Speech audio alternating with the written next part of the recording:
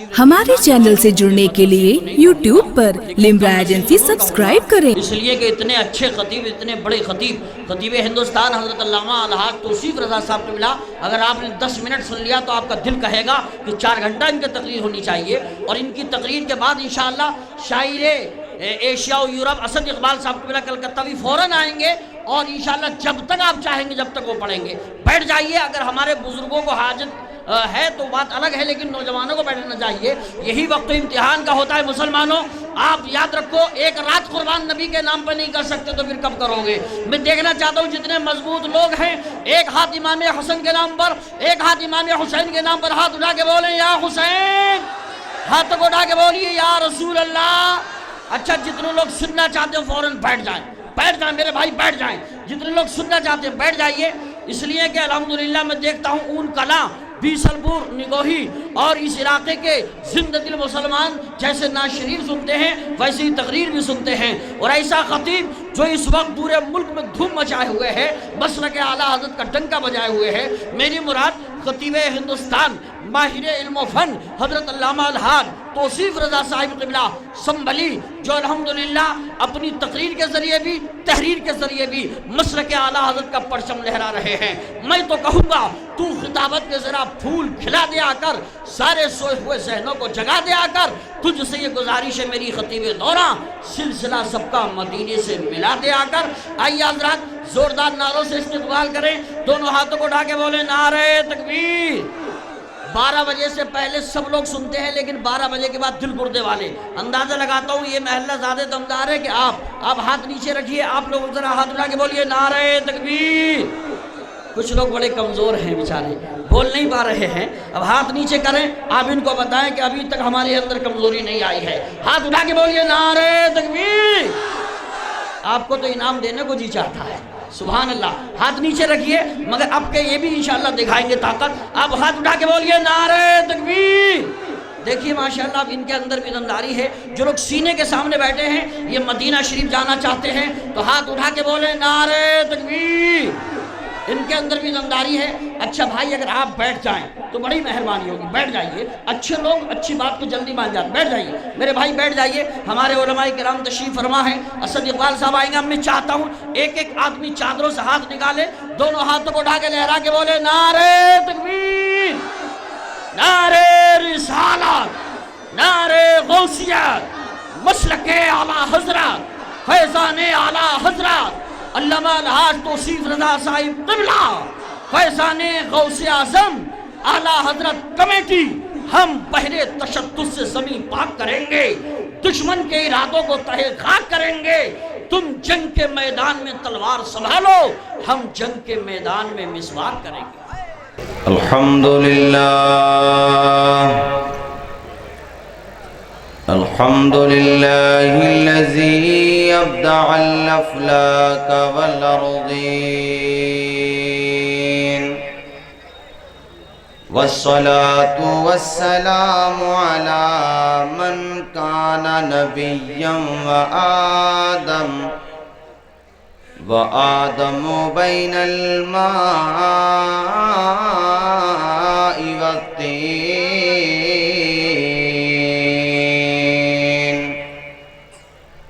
وعلى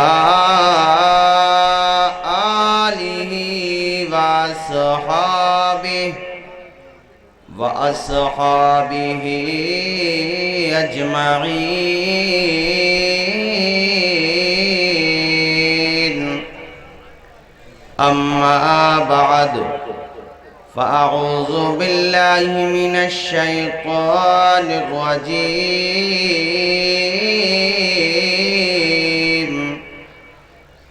بسم اللہ الرحمن الرحیم،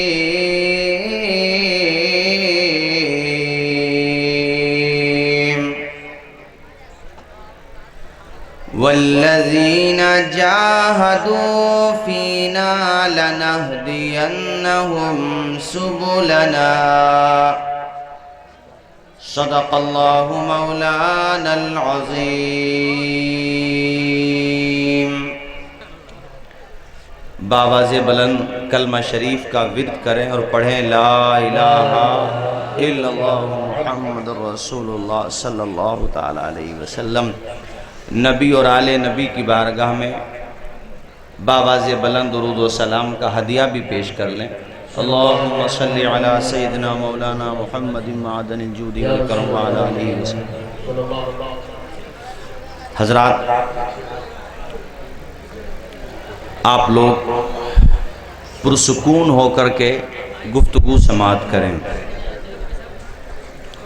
میں دیکھ رہا ہوں کہ آپ میں سے بہت سے چہرے، چونکہ 12 سے زیادہ ٹائم ہو گیا، حالانکہ اب فکر نہیں کرنا چاہیے، جب بڑے بڑے رخصت ہو گئے 9 10 11 12، تو اب تو چھوٹے چھوٹے ہی بچے ہیں، 1 2 3 4 5 یہی تو بچے ہیں۔ جب آپ نے بڑے بڑوں سے پنجہ آزمائی کر لی تو اب تو 1 2 3 4 یہی بس زیادہ، تو آپ لوگ سکون کے ساتھ سماعت کریں، آپ بالکل فکر نہ کریں۔ میں انشاءاللہ بغیر کسی تمہید کے اپنی گفتگو شروع کروں گا۔ آپ حضرات سے گزارش یہ ہے کہ پرسکون ہو کر کے سماعت کریں۔ ماشاءاللہ بہت کامیاب پروگرام اب تک آپ حضرات نے سماعت کیا۔ اس وقت ملک کے جو حالات ہیں وہ آپ کی نگاہوں کے سامنے ہیں۔ ایسے وقت میں بھی اگر ہم لوگوں نے ہوش کے ناخن نہیں لیے تو میرے بھائیوں، آنے والا وقت مسجدوں کے لیے، مدرسوں کے لیے، خانقاہوں کے لیے خطرناک ثابت ہو سکتا ہے، بلکہ ہو رہا ہے۔ آپ نے کاس گنج میں سب کچھ دیکھا اور مختلف جگہوں پہ دیکھتے رہتے ہیں۔ ہم تو صرف آپ سے شکوہ یہ کرنے آئے ہیں کہ جس قوم کے پاس قرآن مقدس جیسا مقدس صحیفہ ہو، وہ قوم رات و دن موبائل کی اسکرین سے کیوں لگی رہتی ہے؟ ہمارے نوجوان بچے ہمیشہ موبائل کی اسکرین سے کیوں لگے رہتے ہیں؟ اے نوجوان بچوں، ذرا توجہ کرو۔ تمہیں اندازہ ہے جس موبائل کا آپ استعمال کرتے ہیں اس کا نگیٹو کتنا خطرناک ہو سکتا ہے؟ ابھی تقریباً 1 ہفتہ پہلے کی بات ہے، ایک نوجوان بچہ موبائل چارجر پہ لگانے کے بعد لیڈ اپنے کانوں میں لگا لیتا ہے۔ اب وہ گانے سن رہا ہو یا بہرحال جو بھی سن رہا تھا، موبائل میں بلاسٹ ہوتا ہے، موبائل پھٹ جاتا ہے اور اس نوجوان بچے کی موت ہو جاتی ہے، وہ نوجوان مر جاتا ہے۔ یہ ابھی 8 یا 10 دن پہلے کی بات ہے۔ اے قوم کے نوجوانوں، تم بھٹک کیوں گئے؟ تم راستے سے ادھر ادھر کیوں ہو گئے؟ جس قوم کے نوجوان، ہم نے تاریخ کی کتابوں میں پڑھا، راتوں کو سوتے تھے تو قرآن پاک کی تلاوت کرتے کرتے سو جاتے تھے، درود مقدس پڑھتے پڑھتے سو جاتے تھے۔ اس کا نتیجہ یہ ہوتا تھا کہ جب خواب کی دنیا میں گم ہوتے تھے، نگاہوں میں گنبد خضرا ہوا کرتا تھا۔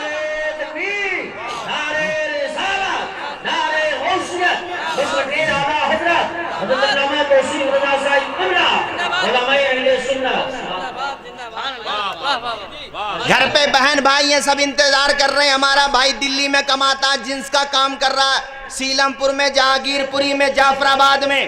اچھی بات ہے، کمانے جانا چاہیے، گھر پہ سب انتظار کر رہے ہیں، لیکن نوجوان نے 15-20 ہزار روپے پورے مہینے یا 2 مہینے میں جمع کیے، پتہ چلا گھر پہ 1 روپیہ نہیں بھیجا، کچھ پیسے موبائل میں خرچ کر دیے، کچھ پیسے یار دوستوں کے ساتھ پارٹی شارٹی میں خرچ کر دیے، یہاں ماں باپ بیمار پڑے، بیچارے قرضے لے رہے ہیں اور نوجوان لڑکا اپنے شوق پورے کر رہا ہے۔ ارے تجھے شوق پورے کرنا تھے، پہلے بوڑھے باپ کو لقمہ کھلاتا، اپنی بہن کی شادی کی ویوستھا کرتا، مگر تو کہاں کھو گیا نوجوان؟ تو نے موبائل ہی کو متاع حیات سمجھ لیا، تو نے موبائل ہی کو زندگی سمجھ لیا۔ ٹھیک ہے، موبائل کا جائز استعمال کیا جا سکتا ہے، مگر خبردار کان کھول کر کے سن، تجھے اللہ نے قرآن مجید جیسی کتاب عطا کی، تیرے گھر میں جزدان پہ گرد و غبار جم جاتا ہے، تو دیکھتا تک نہیں۔ 24 گھنٹے میں اگر تو واٹس ایپ نہیں کھولے، فیس بک نہیں کھولے، ٹویٹر نہیں کھولے، تیرے دماغ پریشان ہو جاتے ہیں کہ میں نے کیا کچھ نہیں کیا۔ ارے نوجوان، جتنی محبت تو آج واٹس ایپ سے کر رہا ہے، کل کا نوجوان اتنی محبت قرآن سے کیا کرتا تھا۔ نتیجہ یہ ہوتا تھا کہ سر تن سے جدا ہو جاتا تھا، گلے ہوئے سر سے قرآن کی تلاوت آتی، کٹے ہوئے سر سے قرآن پاک کی تلاوت کی آواز آیا کرتی تھی۔ ارے سمجھ رہے ہو کہ نہیں؟ بولو قاری صاحب میں کیا بتاؤں ان نوجوانوں کے بارے میں. ابھی میں نے پڑھا، بات تو یورپ کی ہے، ایک لڑکی انٹرنیٹ میں اتنی بزی کہ سامنے لائٹ کا کھمبا تھا، لائٹ کا کھمبا، جناب والا سر لائٹ کے کھمبے میں جا کر کے اس طرح سے لگا کہ چاروں خانے چت ہو جاتی ہے. یعنی اتنے کھو گئے. ہم پڑھتے تھے کتابوں میں کہ پہلے کے جو بزرگان دین تھے جیسے غوث پاک ہیں، امام اعظم ہیں، یہ لوگ پوری رات قرآن مجید پڑھتے رہتے، پوری رات کھڑے ہو جاتے تھے، ایک رکعت میں پورا قرآن مجید تلاوت کر دیا کرتے تھے. بولو زور سے بولو سبحان اللہ. میں سوچتا تھا یا اللہ آج کے مسلمان سے 5 وقت کی نماز نہیں پڑھی جا رہی. یہ کیسے مسلمان تھے کہ 2 رکعت میں ایک رکعت میں پورا قرآن مجید پڑھ دے. میں سوچتا تھا، لیکن جب میں نے اپنی قوم کے نوجوانوں کو دیکھا کہ مغرب کی نماز کے کھانا کھانے کے بعد ان لوگوں نے عشاء کی نماز بھی نہیں پڑھی اور مغرب بعد سے لے کے فجر کی اذان تک انٹرنیٹ پہ چپٹے رہے اور پوری رات برہنہ فلمیں، گندے گانے، میوزک سے اپنی روحانیت اور اپنی آتما کو آلودہ کرتے رہے، اپنی روح کو ناپاک کرتے رہے. میرے سمجھ میں آیا انسان کا دل جب جس کام میں لگ جاتا ہے پھر وقت کا پتہ نہیں چلتا ہے. آج کے نوجوان کا وقت موبائل کی اسکرینوں میں لگ گیا. نتیجہ یہ ہے کہ 24 گھنٹے بھی انہیں کم لگ رہے ہیں. کل کے مسلمان کا دل قرآن کی تلاوت میں لگ گیا تھا، کل کے مسلمان کا دل اللہ کے ذکر میں لگ گیا تھا. یہی وجہ تھی کہ میرے عزیز دوستو یہاں پہ میری مائیں بہنیں بھی کافی تعداد میں. اللہ یہ دیکھو جناب فاطمہ زہرا عشاء کی نماز پڑھنے کے بعد اللہ مصلی دراز کرتی. سبحان اللہ، راتوں کو قرآن مجید کی تلاوت کیا کرتی تھی. اتنی لمبی نمازیں. اللہ اندازہ تو لگاؤ، راتیں کم پڑ جاتی تھی مگر نمازیں ختم نہیں ہوتی تھی. خدا کی قسم ذرا سوچو تو صحیح، یہ بصرہ کی حضرت رابعہ اللہ 1000 رکعت نوافل ادا کیا کرتی تھی روزانہ. یعنی فرض نماز کے علاوہ یعنی عشاء کی نماز پڑھتی، اس کے بعد 1000 رکعت نوافل ادا کیا کرتی تھی. پوچھنے والے نے پوچھا تو آپ نے جواب دیا، میں اس لیے 1000 رکعت نوافل ادا نہیں کرتی کہ مجھ کو جنت کا تحفہ دیا جائے. جنت تو اللہ اپنے فضل سے عطا فرمائے گا، مصطفیٰ کی شفاعت سے ملے گی. میں تو 1000 رکعتیں اس لیے پڑھتی ہوں تاکہ قیامت کے دن حسین کے نانا مسکرا کر کے فرمائے دیکھو میری امت میں ایک عورت ایسی بھی تھی جو 1000 رکعت پڑھا کرتی. نعرہ تکبیر، نعرہ رسالت، نعرہ غوثیت، مسلک اعلیٰ حضرت علماء اہل سنت فیضان غوث اعظم اعلیٰ حضرت کمیٹی. سبحان اللہ سبحان اللہ. کیا کہنے؟ ارے سن رہے ہیں کہ نہیں؟ بولیں. بہت اچھا بولیں ہیں؟ گھروں کے حالات دیکھیے آپ. بہت بڑا جلسہ کیا، میں پوری کمیٹی کو مبارکباد پیش کروں گا. جلسے کے بعد اگر بستی میں انقلاب نہیں آیا تو کیا فائدہ؟ بولو کیا فائدہ؟ یقیناً یہاں بیٹھنے کا، سبحان اللہ کہنے کا، اللہ کا ذکر کرنے کا بہت فائدہ ملے گا، لیکن کما حقہ جو رزلٹ آنا چاہیے وہ اسی وقت ہوگا جب کہ نوجوانوں کے چہروں پہ داڑھی آ جائے، سروں پہ ٹوپیاں آ جائیں اور ان کا پورا وجود تقدس مآب ہو جائے. نتیجہ یہ نکلے کہ بستی میں جب اذان کی آواز بلند ہو، تمہارا مؤذن اذان دے، بچوں سے عورتیں کہیں، مرد مسجدوں میں جائیں نماز پڑھنے کے لیے، گھروں میں نمازیں پڑھی جائیں تاکہ یہ جلسہ تاریخی بن جائے. کانفرنس بہت ہوئی مگر یہ عجیب کانفرنس ہوئی ہے کہ جب سے جلسہ ہوا ہے پورے گاؤں میں نماز کی لہر آ گئی.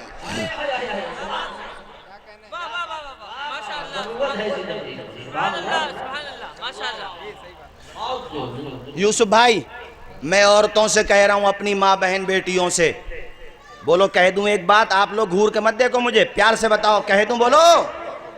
وہ بات یہ ہے کہ اگر تمہارے گھر کے یہ مرد حضرات نماز ادا نہ کریں تو تم ان کو کھانا ہی مت دو.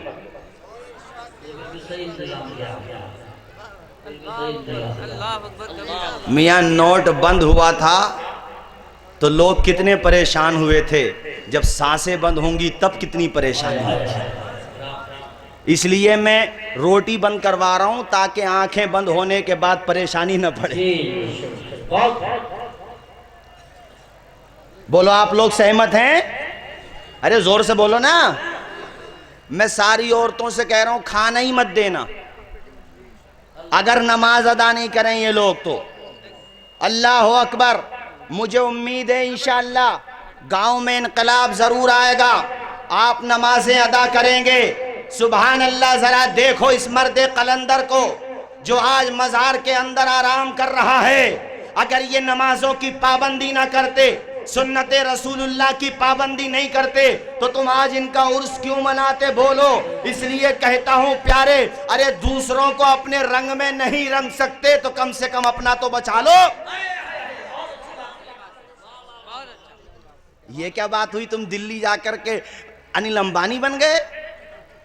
تم دلی سے واپس آئے، تمہیں گاؤں کے بوڑھوں کے چہرے بھی اچھے نہیں لگ رہے، تم انہیں سلام تک نہیں کر سکتے۔ تمہارے ابا اس انتظار میں، بیٹا دلی جعفر آباد سے آیا، میرا بیٹا جہانگیر پوری سے آیا، اور تم ابا کے پاس بیٹھنے کے بجائے جب بھی تمہاری آنکھ کھلی وہ لیڈ کان میں لگائی، موبائل سامنے رکھ دیا کہ موبائل کی ریپیرنگ کی دکان لے کے بیٹھے ہو کیا؟ اتنے دنوں بعد آئے ہو ابا اس انتظار میں کہ بیٹا ہم سے باتیں کرے گا۔ تمہیں ہو کیا گیا؟ پیارے دین باتوں سے نہیں پھیلا، قربانیوں سے پھیلا ہے۔ ایسے نہیں پھیلا دین، محنت سے پھیلا، قربانی سے پھیلا۔ دیکھو دیکھو یہ جناب عبداللہ ابن مسعود ہیں، سبحان اللہ، گزرے ہوئے جا رہے تھے، ادھر مصطفیٰ قرآن مجید کی تلاوت کر رہے تھے، دل پہ اتنا اثر پڑا، جدھر جا رہے تھے ادھر نہیں گئے بلکہ جدھر کو دل کہہ رہا تھا ادھر گئے، مصطفیٰ کے پاس جا کر کے کھڑے ہو گئے۔ آمنہ کے لال قرآن پاک کی تلاوت کر رہے تھے، پہلے یہ کھڑے تھے عبداللہ، بعد میں بیٹھ گئے۔ آقا کی تلاوت جب بند ہو گئی، ہاتھ جوڑ کے مصطفیٰ سے کہہ رہے تھے آقا ہاتھ بڑھا دیجئے، کلمہ پڑھا دیجئے۔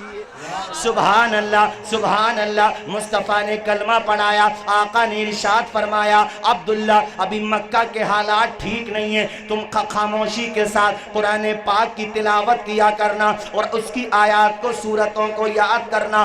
دل پہ اتنا جنون سوار ہو گیا، ایسی محبت سوار ہو گئی، اللہ اللہ، نہ آؤ دیکھا نہ تاؤ دیکھا، سیدھے پہنچے صحن کعبہ میں، حرم شریف کے اندر بلند آواز سے قرآن پڑھنے لگے۔ یہ وہ زمانہ تھا جس زمانے میں زور سے کلمہ پڑھنا بھی وہاں کے ماحول میں جرم عظیم سمجھا جاتا تھا، لوگ مارتے تھے، ستاتے تھے کلمہ پڑھنے والوں کو۔ عبداللہ کا جذبہ دیکھو، اپنی جان کی پرواہ کیے بغیر صحن کعبہ میں بلند آواز سے قرآن پاک کی آیتوں کی تلاوت کرنے لگے۔